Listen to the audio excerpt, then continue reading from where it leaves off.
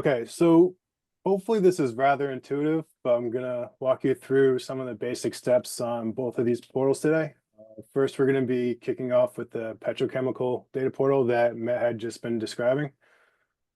Anytime you refresh the page, you're gonna be prompted with this splash screen. This is a short terms and a little checkbox down here that you need to click on. Once you click on that, you can enter the portal either with the enter button or there's a little X up in the top right corner. We'll click that, we'll go in.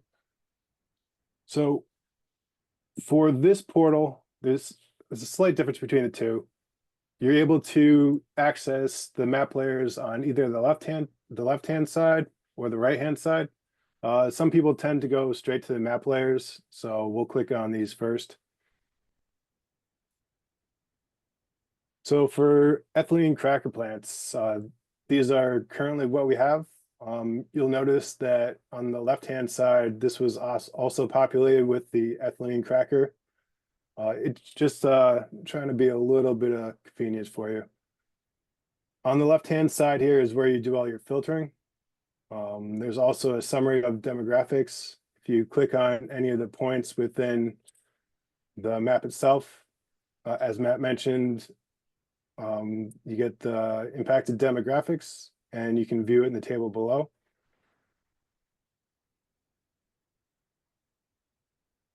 As Matt mentioned, this afternoon, this will be increased to options for 2 kilometers and 5 kilometers.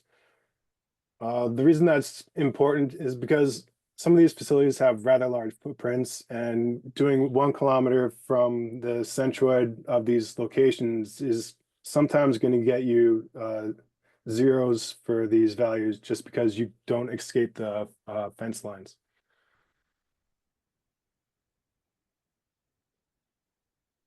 So when you go back to filtering, you can clear this out or you can keep it there. We'll click the same one again. And then down below, if you'd like to filter out using some of the fields that you have down below, you can click on company.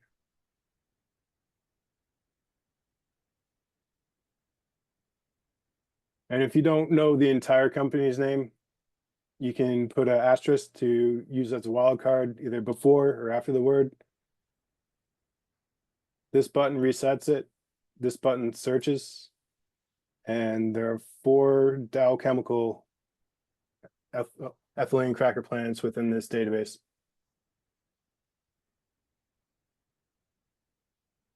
You can reset it, or you can sort the fields using any of the fields down below. We'll use site for this example. And you notice that the sites are now in alphabetical order. You're able to grab this top bar and expand it to the basically full screen if you want to see the entire table, or you can send it down below if you'd rather just look at the maps. If you'd like a copy of this data, whether it's filtered down or the entire data set, you can click the download button and it will automatically download to your computer. If you'd like to create a map, click the print map. It'll take you to a map preview, and you can still move around within this map here, still zoom in and print the map. And you'll get a clean version without the buttons. Be able to name the file as whatever is convenient for you, and it'll be saved to your computer. As Matt mentioned earlier, there are some pipeline layers.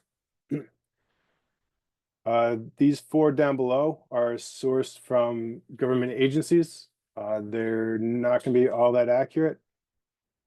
You'll notice that a bunch are just straight lines across entire states. This FracTracker one up top is connected to the same thing that has the 2 and 5 kilometer buffers, so that's why it's currently not active. But I hope you come back later this afternoon to click this on and see some of the hard work that Karen has been digitizing.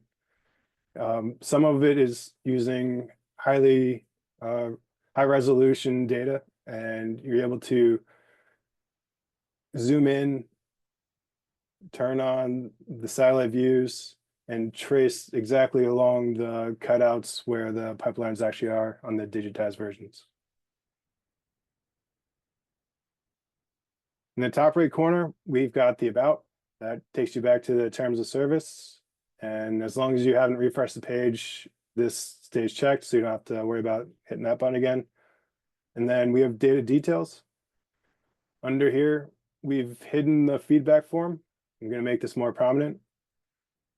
Any data you'd like to see or things that might make the portal more useful, we'd love to hear some feedback and implement some of those ideas that you have. And up top, there's Petrochemical Basics.